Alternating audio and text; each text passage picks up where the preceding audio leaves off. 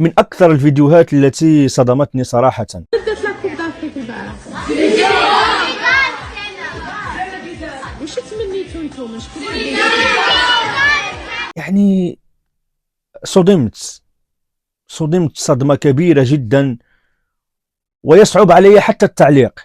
يعني في هذه الحالة يعني قم للمعلم ووفه التبجيل، كاد المعلم أن يكون رسولا، فأي رسالة تقدمها هذه المعلمة؟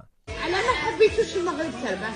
علاش حضرونا في الماتش؟ يحبونا ولا ما يحبوناش؟ ما نحبوهم ولا نحن نحاول يعني جبنا في الكان، جبنا جزائريين قالوا كلام جميل جدا عن المغرب. اخي الكريم، لا سمعت جزائري سبك ما تعممش اخي. حاولنا ان نزرع رسالة السلام، حاولنا اننا نقول انه لا خير في الحرب بين المغرب والجزائر.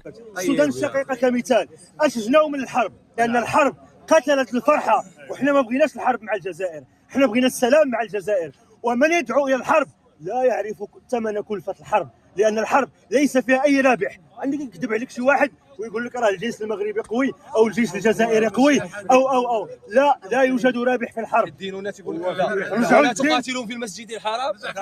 الدين ديالنا.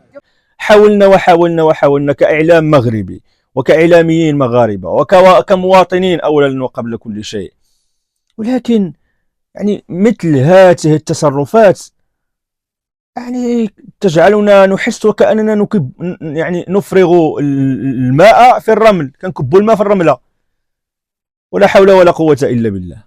هذا الشيء اللي غنقول، لأنه ليس لدي أي تعليق آخر. أول حاجة بغيتكم نتوما كشباب مغربي تصفقوا على الجزائري. خويا ما قال والو.